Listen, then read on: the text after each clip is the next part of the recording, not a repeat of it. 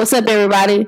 Thank you for tuning in to another episode of Swag Kingdom Keys. Today we have a special guest on here with us named Mr. James Munch. He has his own business, All Like Minds, Unite, Progress, and Grow. All right, in a minute we're going to get to him. He's going to tell us a little bit about his business, and then we're going to get into the topic that we're talking to. Charles, what do you have to say today? Good afternoon, good evening, everybody. I hope you're having a wonderful day. I hope you guys tuned in to our last podcast episode where we discussed Nipsey Hussle's death. All right, tune in. You go on our YouTube page, Swag Keys Podcast, or you can go on our Instagram page, Swag Kingdom Keys. Check us out, man. Show us love and support, and I hope you're having a great day. All right, Mr. Munch, can you tell us kind of what All Like Minds is about, the year you started, and the growth of it so far?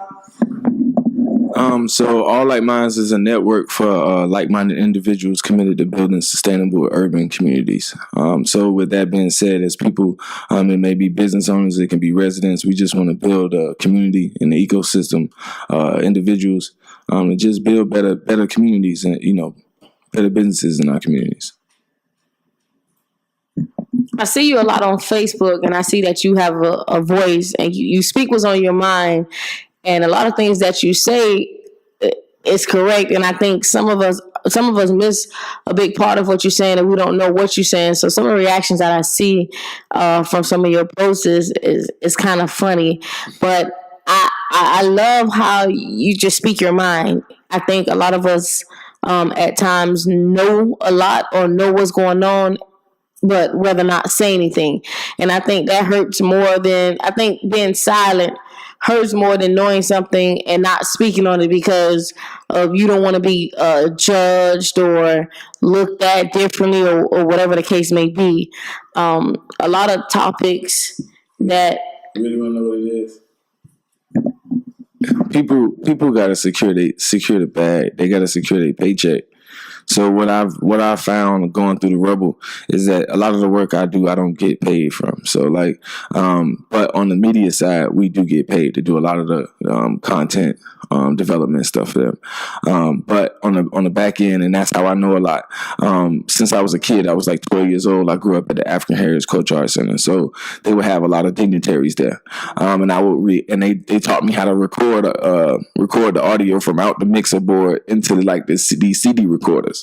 So I would record into the CD recorder, and anybody who knows me from like middle school knows that I stayed with like the latest headphones, like CD players, because Best Buy had just came out with the little insurance program. So I would break it, get a new one, and they were like, "Oh, you balling?" I'm like, "Yeah, traffic ain't dead," So yeah, I would go back and I would listen to some of the acronyms and some of the things that they would say. So it'd be like NGOs, NPOs, and I was like, "What in the world are you talking about?" You get what I'm saying? So I would go back and I would research a lot of these things. The internet had just came in, so I would Google a lot. And going back to like saying what's on my mind, or like why they don't say it, is mainly because they have to protect interests. Everybody in this country has to protect certain interests. You know what I'm saying?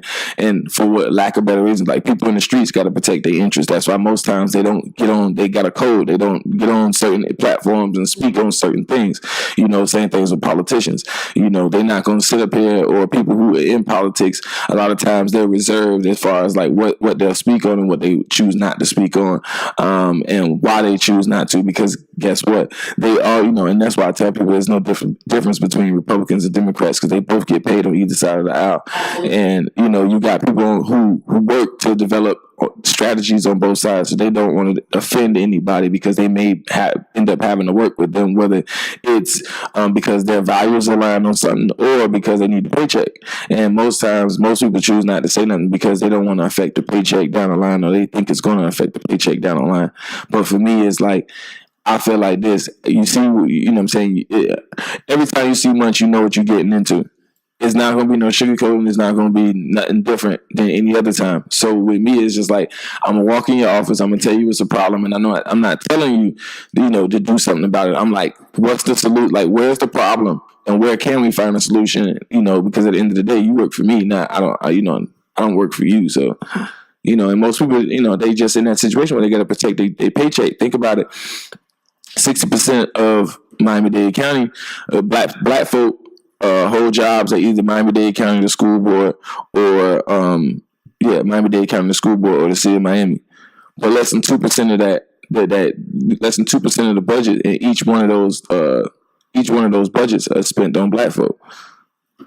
So it's like, what are we doing? A lot of people not talking. You got part-time employees for the county. Majority of part-time employees is Black, but how they not able to get no elevate, not able to get moved up or anything. But full-time employees in the county, they able to get moved up. They get schooling paid for, everything else. But a part-time employee can't get that. They can't get those benefits. That's true. So how can anybody in our neighborhood start to move up if a lot of us dropped out of school or whatnot, and fell on hard times, however it may have been, and they can't have that mobility, that upward mobility to move. You feel me? Yeah. And that's things to kind of like think about, like, but more, for lack of better words, it's the paycheck for me. Man, this guy, I just met him like recently, like 10 minutes ago, man. He just dropped heavy knowledge on me, man. Like I feel like I just learned 2 years worth of knowledge right here, man. Like what did I go to college for my BA, dude? And I'm like so surprised, man. I'm really so surprised. So it's like there's so much information that's out there that we don't know of, man, that we just don't know of. So the people that don't know Munch, that I guess when they fall on hard times, or let's say like you explained to us earlier about the whole Irma situation, like where can they find this information from? Majority, to be honest, I'm gonna be totally honest, it's on MiamiDadeCounty.gov. Or MiamiDade.gov. That's the website. So that's the Miami-Dade County government website. It's on there. You have to go research. You got to search for it.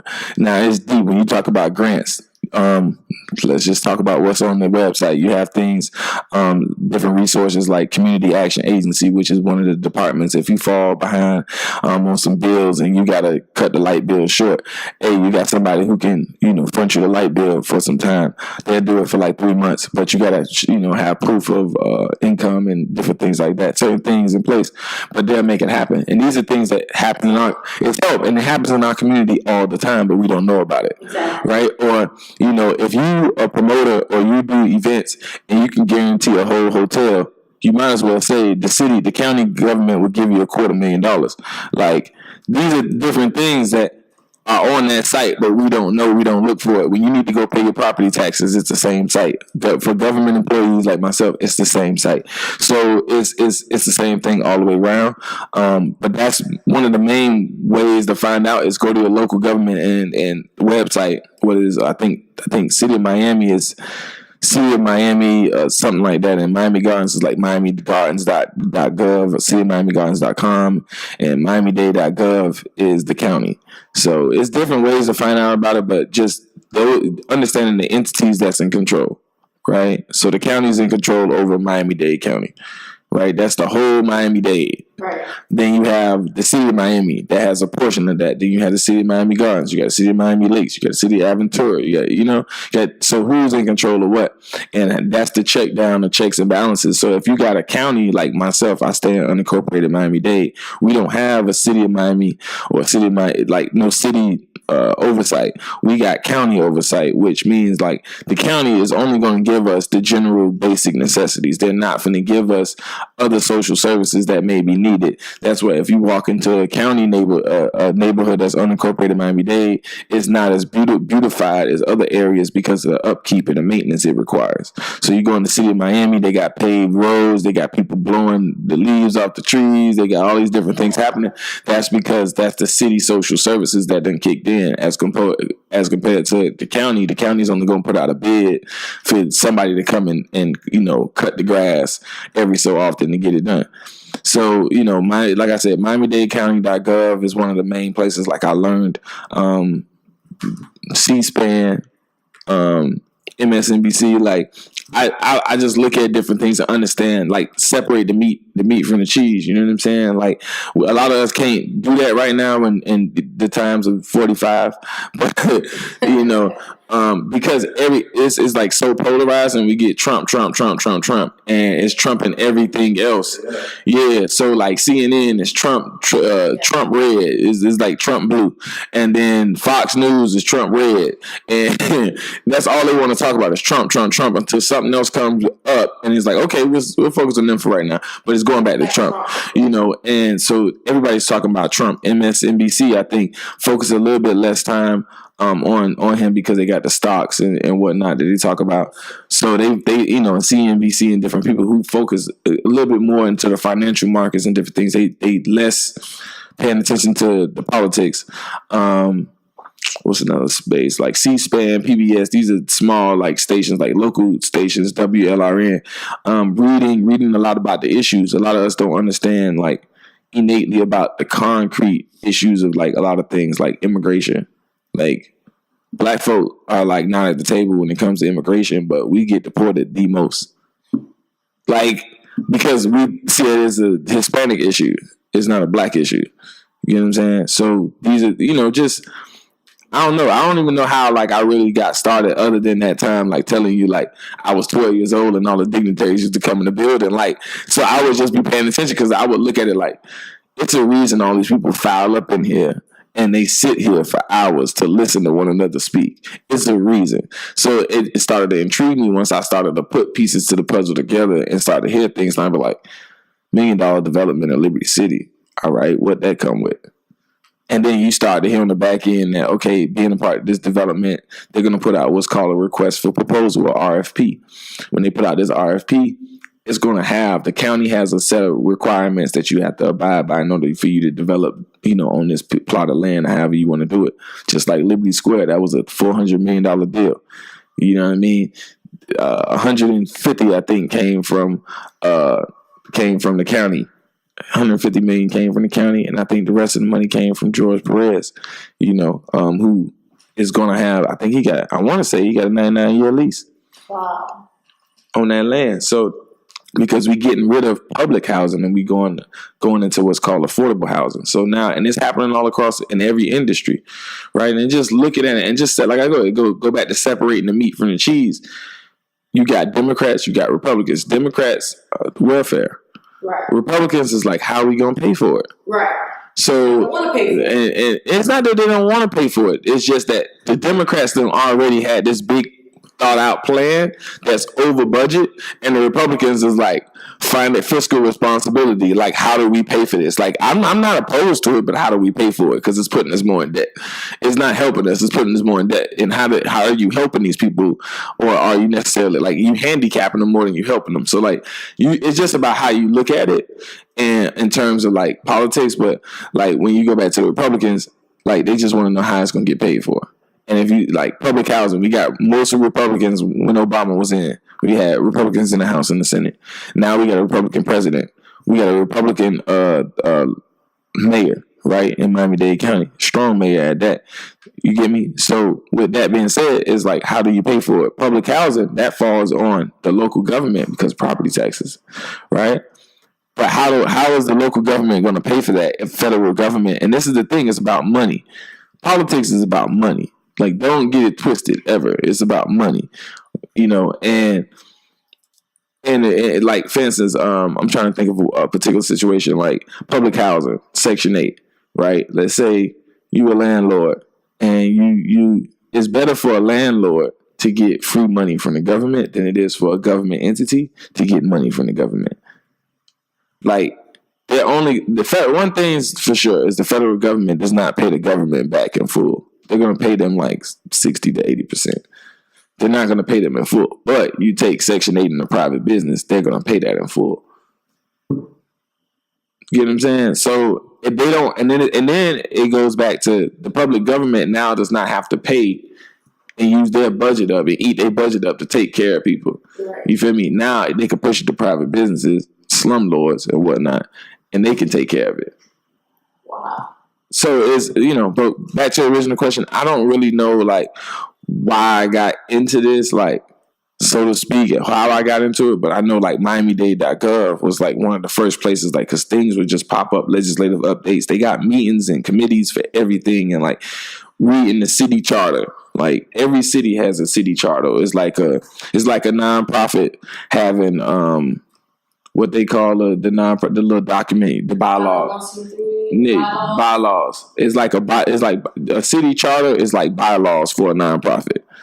So the city charter tells you what, or the county charter will tell you. In my case, because I live unincorporated Miami-Dade, how the county government runs, what county government is here to do, what it's not here to do, how it functions, how it works through, and how money is matriculated through different, avenues and different municipalities and whatnot. So yeah, that's the two biggest things: Miami-Dade County.gov or Miami-Dade.gov. I'm sorry, and the city getting an understanding of the county charter.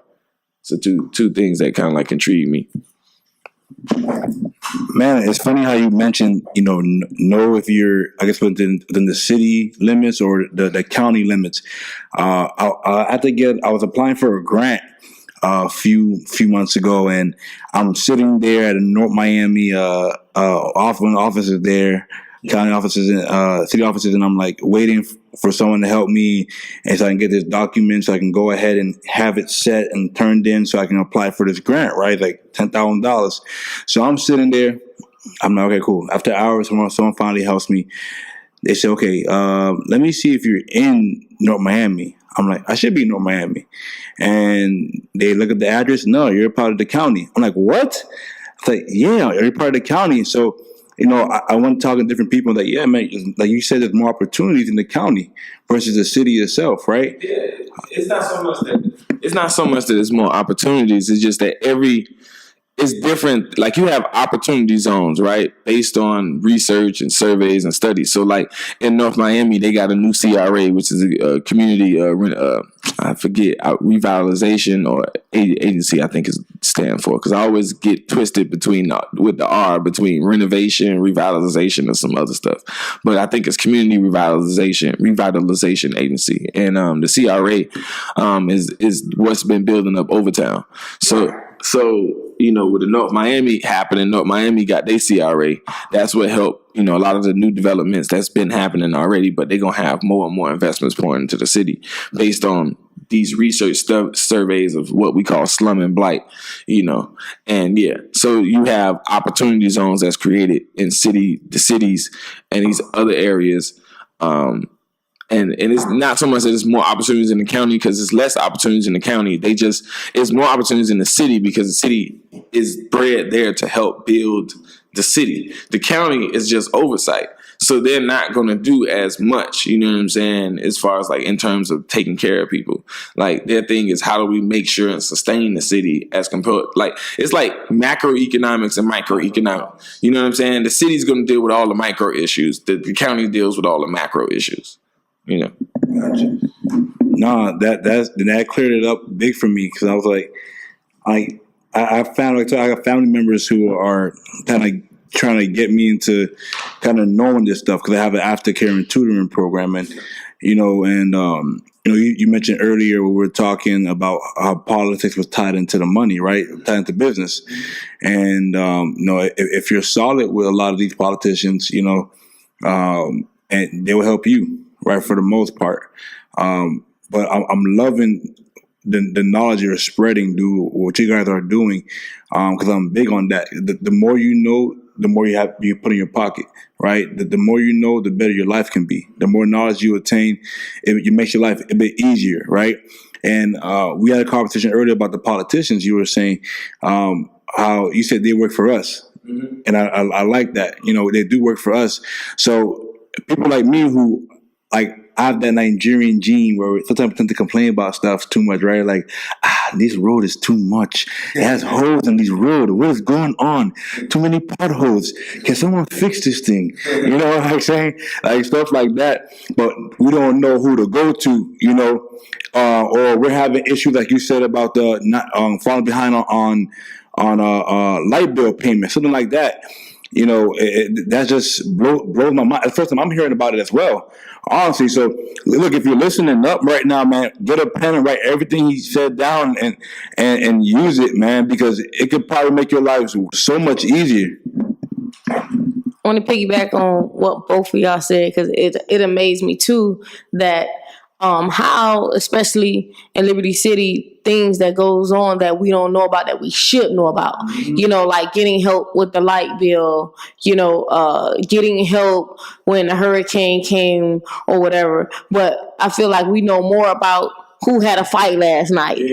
You know, what video went viral. You know, like the whole week, everybody talking about Kodak. What is this about Kodak? Is Kodak paying y'all? Like, that amazed me. We could learn and know quickly what the industry is doing, but we can't know what our community is doing. We don't know what we need in our community. You know what I'm saying? We don't know who to vote for, when to vote. Half of the time, we don't even go and vote, but we'll stand in line for some Jordans.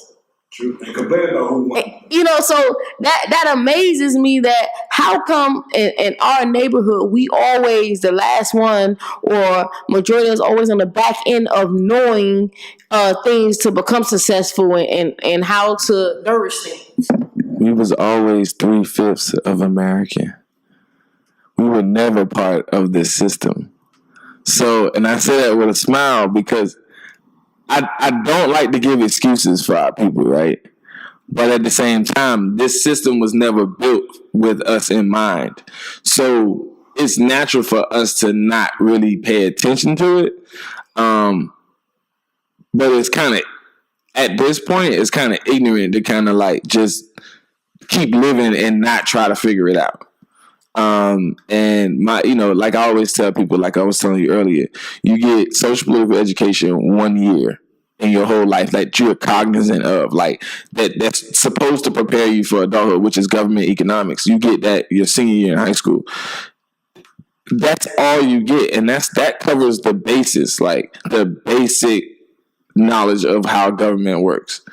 You feel me? So for, you know, like I said, in other cultures, some of these things, like their culture is heavily tied to their politics. Their politics is heavily tied to their morals and values. You know, we live in a America, which is a democracy that separates church from state, but everybody, you know, claim to fame is that they religious. You know what I mean? Like, so you know, like, oh, you know, we like you if you Catholic. We like you if you Christian. You know what I mean? If you Islam, we don't like you. Like, and that's just what it is. And, you know, when you take another country, other countries they're literally their religion, their belief system, their culture, everything is heavily tied into their politics and how they gonna move, you know, period. And that's why you have a country that like Venezuela is never gonna get right because America keeps going in between their politics. Same thing with the Jews in Palestine. America keeps getting in between their politics, and that's you know what I'm saying? If they didn't get and put their hand in their politics, then Palestinian Jews have probably got a long time ago. But because, you know, they putting their hand in their politics and they're backing Israel almost, like, it's obvious. Like, how can they have some type of mutual agreement? You know, and that's what I look at when I look at like our, you know, when I look at us and our communities. Like we're not taught to. It's not heavily tied into our politics. Like our culture is not heavily tied to politics at all. You feel me? Our culture is heavily tied to entertainment. Right. Yeah. So we control entertainment. We want to rap, sell dope, or play ball. So nothing in that says that I want to be anybody for the greater good. I want to rap. When I rap, I just want to rap for the girls. I don't want to rap. I don't want to rap for my community like Nipsey. You know what I'm saying? I don't, you know, when I play ball, I want to ball out because at the end result is you get the women and you get the money. You know what I'm saying? It's nothing tied to making sure your community's straight. Like, mind you, you have some of us who grew up, and we, you know, like me, I grew up under Sam Johnson at Liberty City, and Sam Johnson always said, man, we do this to take care of our community. That was a thing. That was a known thing for us. So, you know, we always knew that you got to come back and take care of your community. But for others, it's not like that. You know, And like I say, rap play ball, sell dope. It's all for the girls. It's not for in the money. It's not heavily tied into our culture as something like, hey, this is something we need to do for our community. When you look at what's the difference between El Chapo and the biggest dope deal in Dade County, the difference is what they're doing for their community. El Chapo take care of his whole town, his whole city. What's the name? Just ball out and go to a strip club every week. You feel me? So they culture is heavily tied to their politics, which is why you cannot ever separate the two over there, but you can separate the two here. And our culture is more tied to entertainment. Man, I definitely agree with you with that, big dog. When it comes to that, man, a lot of our young guys, and I hope Nipsey's death shines light to these young cats. I have a mentoring program on Saturdays as well. A lot of these cats, we talked about it. They said I didn't know quite who Nipsey was.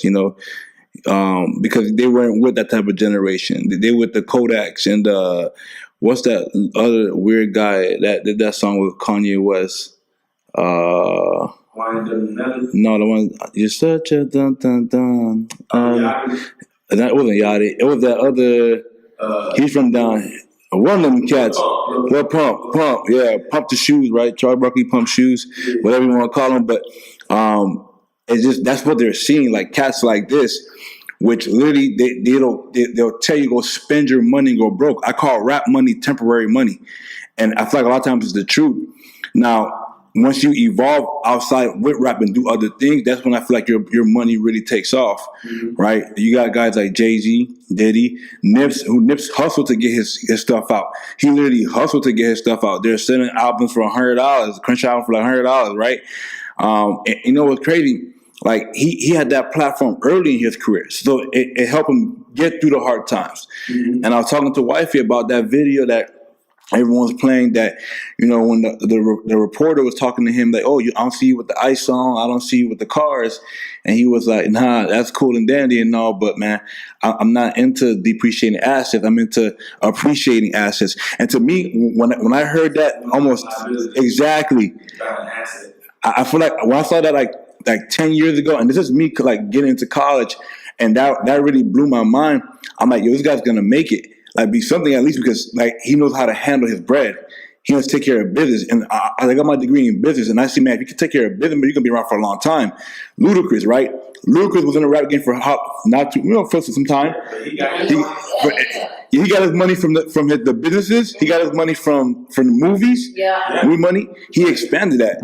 But remember when he first started, one of the biggest things that happened, he was actually a transient, as we would call, from Chicago, because he's originally from Chicago.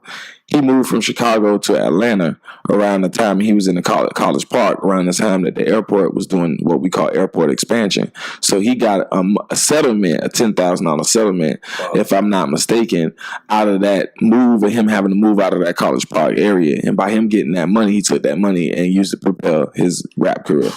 And then use that to propel other things. Master P got a $10,000 life insurance policy from, I think,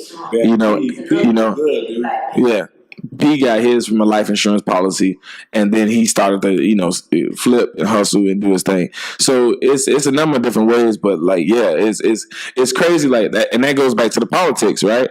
Who would have known, like, if I sit here in this hole and just wait it out, they gonna give me a $10,000 payout to expand Atlanta Airport, and Atlanta Airport is huge. Right. It's one of the biggest in the Southern Hemisphere. So. Yeah, I've been to the Atlanta Airport. That's humongous, dude. Definitely been.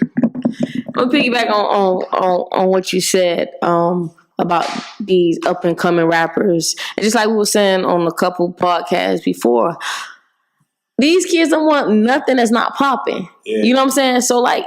Now, Gucci belts, Gucci slides, that's what's popular. To me, it's crazy. I'm not going to spend $300 on some slides that can easily break.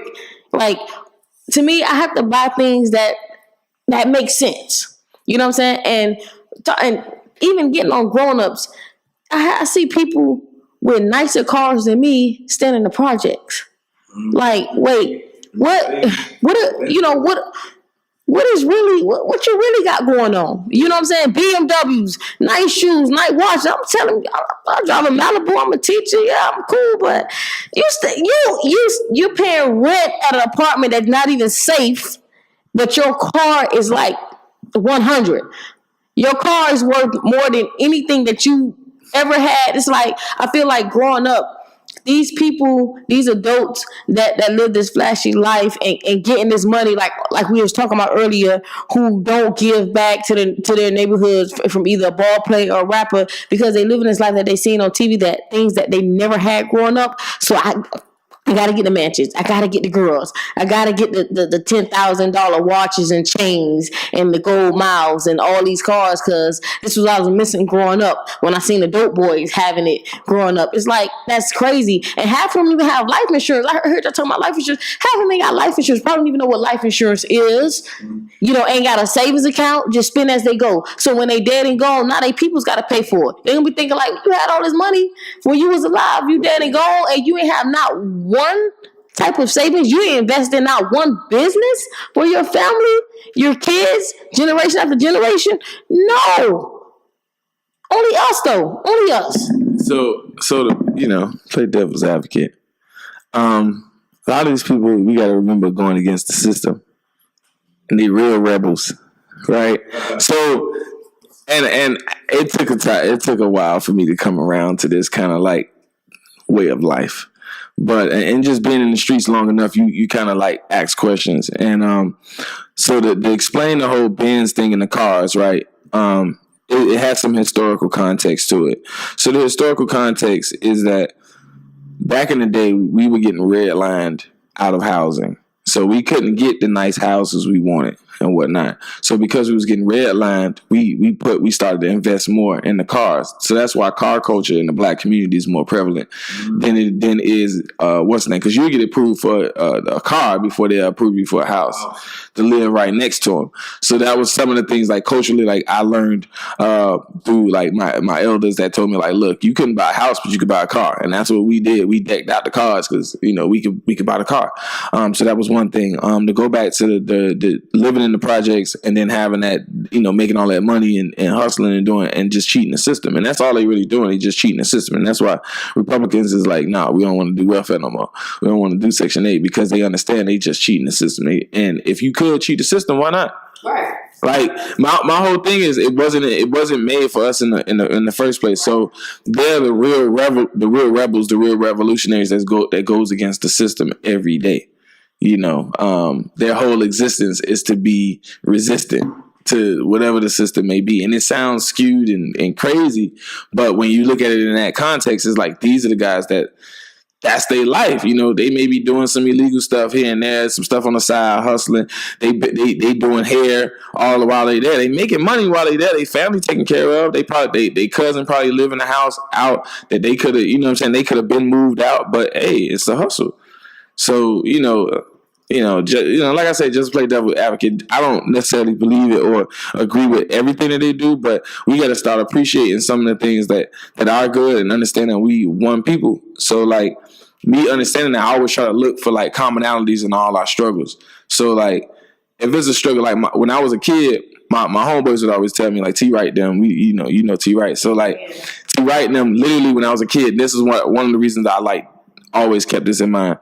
My mom, because I came with both parents, they didn't have both parents. Right. So like I had both parents. They looked at me with a little bit of privilege, and they was like, and my mom would come and she would give me a look like they would play basketball. I'm the only kid on the block with a court. Like I already knew, like look, you're a target, like chill, and like make friends, And then I had like my mom would bring out like the small like water bottle, like Gatorade bottle for me, and it would be covered, but you see the G on it. You know what I'm saying? The old school little squirt bottle.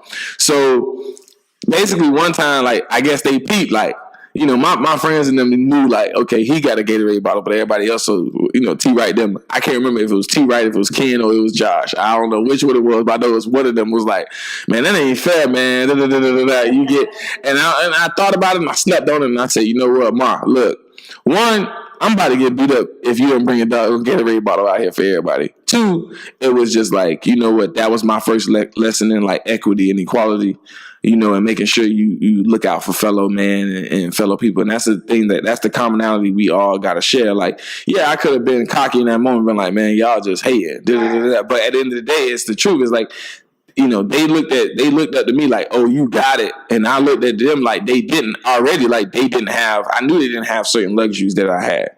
And something as small as that, it was just like, it taught me like, all right, look out for everybody. Like, look out for those commonalities within us, because at the end of the day, like, you gonna need them. Like, if we in a revolutionary struggle, like if we went to war today, who you want on the front line? Them same shooters, them same people in the jets, because they know how to. Right. They know little things that that people who live with a little bit more, like live more conservative, don't have. They're a little bit more witty. We gonna need them. So that's how I look at it. So for me, I'm always down with helping someone, dude. I'm always down with helping the next man, the next young man, the next young, whoever I can help. Wifey tells me I burn myself out too much I say yes a lot. So, cause I really want to make an impact.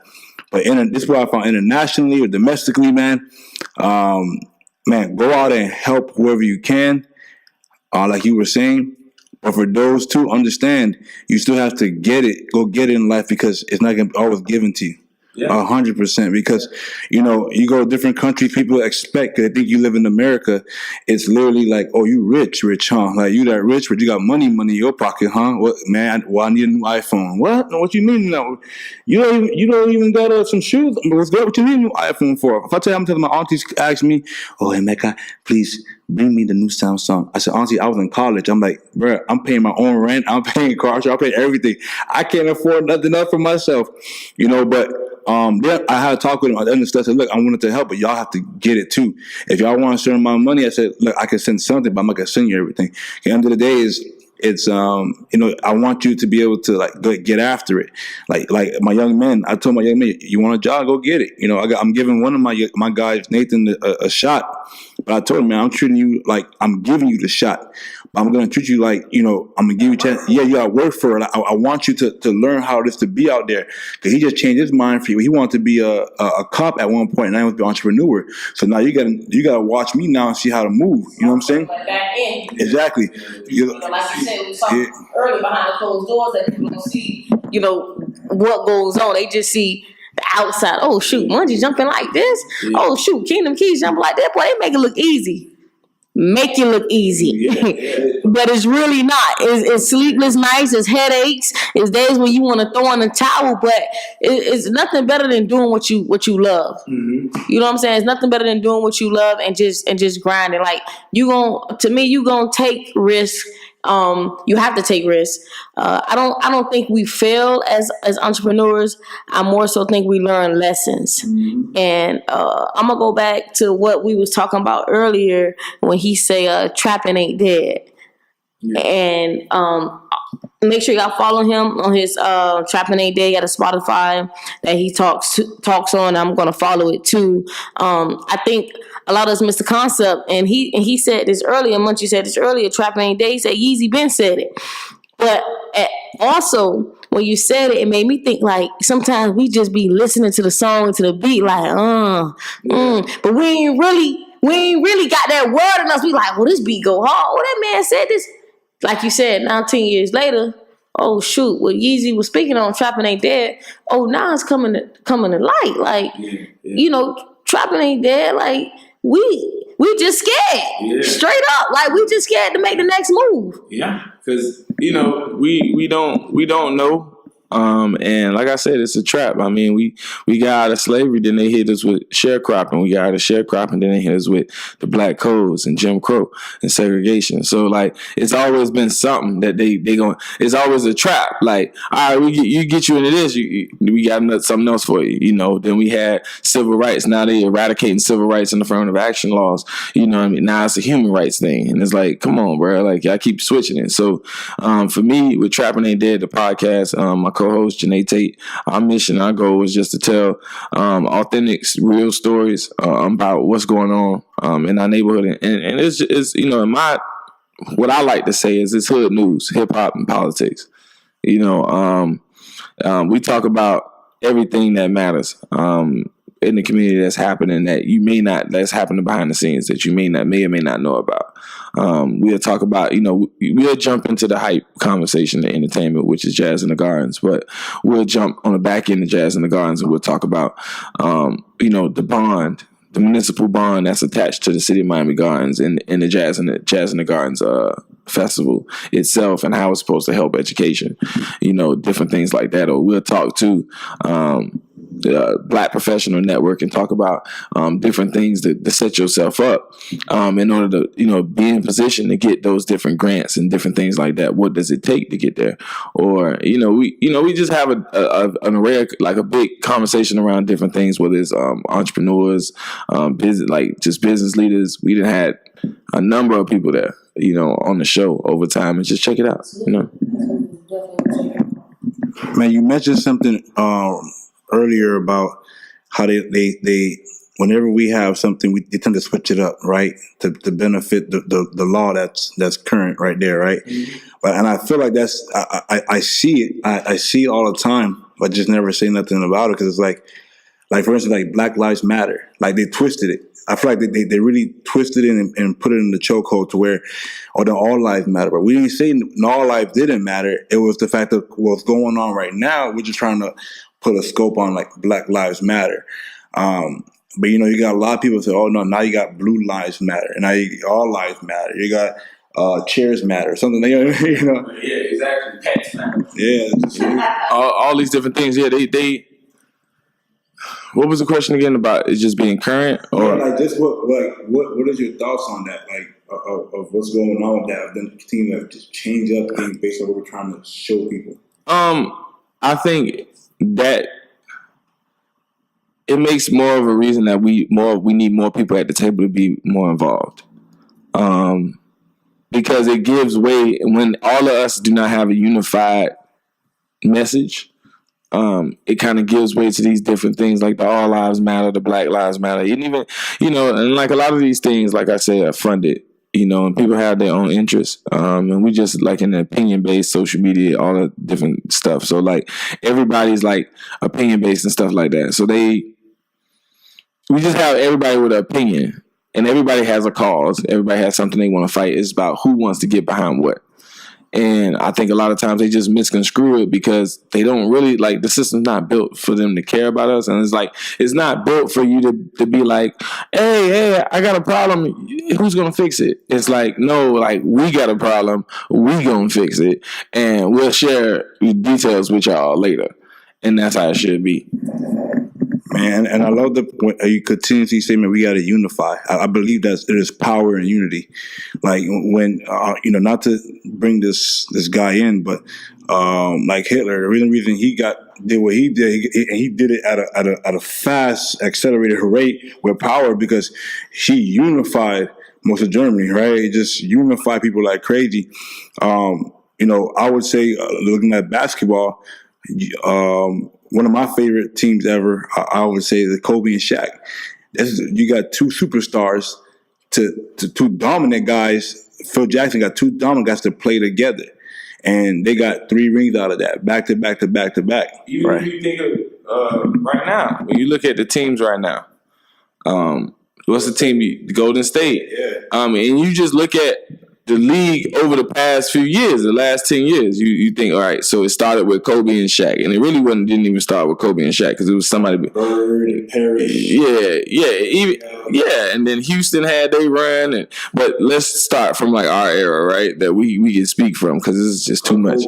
So, LeBron, yeah. So, so you had Kobe and you had Shaq. Then I think the next big situation was Detroit. Right? Yeah. With Billups and all them, right? So that was a big situation. It was unity. Then you move from them, then you had the Celtics. Celtics had the big 3. Then after the Celtics had the big 3, then the Heat had the big 3. Then you had Golden State. You know what I'm saying? So unity is a thing that it works if we learn how to compromise. We're on the same page. And not a lot of times we're not on the same page because the thing is we don't. I wanted my way. Yeah, everybody wanted their way, and nobody wants to compromise for certain things, and nobody wants to, like, because of pride or ego, they don't want to say, okay, I'll listen to you for a moment. You know, one of the things about like our clique, as far as like the Roots, our club, All Like Minds, you know, Miami Boys, Pool Party Weekend, like all these different brands that you see together, that we work in this conglomerate that you see, is mainly based on the fact that we know we have checks and balances, and it's natural for us. It's like, all right, trapping ain't dead, trap social, that's Munch thing, that's what he doing. Peace in the Hood, that's what he doing. We gonna follow whatever Munch need. Roots Collective is like all of us together, so it's like all us play a role, like what we need to do to make this happen. When we did the Nipsey event the other night, it's like, yo, Munch, we need you to hit us with the speakers. So I'm like, all right, I got the speakers, but I got to go back and forth between Jazz Fest at my job and here with the speakers. So I'm gonna be back and forth. All right, cool. Hold down my iPad and all that stuff. So boom, they got that done. You got Blue Home Solutions. So like anytime, you know, he need to do a audio, if I'm doing audio installations, I'm calling him to do the hide the cabling and all that other stuff in there. Like if we got to do LEDs and all that, we tell him to hide the cable. Now I'm getting into like internet and networking. So like now we gonna be getting in doing full home solutions for people. So it's just having that system of checks and balances and unity, and people got to understand like the compromise and like just saying like, look, bro, we got to sacrifice for the greater good. A lot of us don't want to sacrifice at all. You know what I'm saying? Like, just think about it. Like, how many people, if Nipsey would still be here if somebody was willing to sacrifice their life for his. And did he have security? I just noticed he had security. He do got security, but he didn't call it security. You feel me? So you get what I'm saying? So it's so much bigger than what people think it is, and you know, like I said, unity, and then when you think about it, like, unity is so much important, because when I looked at and I did my research, I went through my little waking up phase. I looked at every time that they took out a black leader, they used a black man or somebody black to do it. So that was one of my things. Like, since Marcus Garvey, the first black informant, period, was hired to take out Marcus Garvey. So for me, ever since then, I just was like, we need to unify in a way that it's just it's an unbreakable bond, and based on morals and values and code, we not gonna switch on the other side, because we know that was coming. We just gotta have unity, and you can't have unity without communication. You feel me? That is true. You know what I'm saying? It's key. And trust and discipline and focus. So like, these are certain things that just have to happen. You know, but yeah, on the unity pitch, like that's my biggest thing. That's why unity in All Like Minds is like the main thing. How, like, every month we like, how do we unify? How do we further unify? Whether it's different neighborhoods got beef, or whether it's how do we unify these people working in the housing industry? How do we unify these people working together in health? How do we unify these people working together in climate change and different things? How do we build these coalitions so then we can go up to the state, go up to the federal government and tell them, look, this is what we demand, this is what we want, and this is what you're going to give us. And most times when you got the numbers stacked on your side, they going to say, okay, if we surrender, we're going to do it. You know what I mean? And that's why unity is such a like big thing, because it's strength in numbers. You understand that, guys? There's a proper way of going and handling business, man. Not going down and burning down our own communities to do so, which is, I watch it all the time when stuff happens, just like the nonsense. It's just ridiculous. There's a proper way. He just told you. Again, I told y'all, have a pencil and paper down. Write it down. So when the next time an issue comes, you know how to handle it. I can't even lie, man. I told you when he come on the show, man, the podcast is going to jump. Hey, man. First Benson with I'm More Than came in here and spoke the knowledge of being I'm more than what you may perceive me of or think of me. I'm more than depression, whatever case may be. And then you just had James Munch in the building, man, who know more than teachers and professors, man. This man just cooked the whole game up. So I just hope people that listening, like, they really taking heed to this and understanding what's going on and understand everything that he has spoke on today. Make sure y'all go stop by his shop too to buy his brand, All Like Minds. I'm about to go stop by the shop now and get some shirts for myself. You got any last words you want to say, man? Unite, progress, and grow. This ain't the time to. My whole thing is this ain't the time to be woke and you still in bed. So yeah. Oh, I like that. You see what I'm talking about, man? About 2 years, about 4. I'm gonna be a PhD with a whole day with him here, man. About to get a whole PhD over here, man. I'm loving it, bro. I'm so like mind blown, dude. Thank you for coming, guys. Until next time, hey, man. Whoever come after him as a guest, man, you gotta bring that heat, man. Yeah. We got like I gotta have like 10 degrees after with him, bro. You gotta match that. We almost went an hour. It's the longest podcast we've ever had, dude, and the most informative, dude. Like it was just so much. Like I said, guys, piece of paper, write it down, rewind it. Guys, follow us. Swag Kingdom Keys Instagram. Go on our YouTube page, Swag Keys Podcast, and check my guy out, Munch, at where? All like mine's as ALLIKEMINDS or Machiavelli Munch. That's MAKAVELLI_MUNCH. All platforms except Facebook. That's my real name. They'll probably have it. All right, guys. Remember, support the black businesses instead of talking about supporting them. Until next time, guys. See you later. We out. Peace. So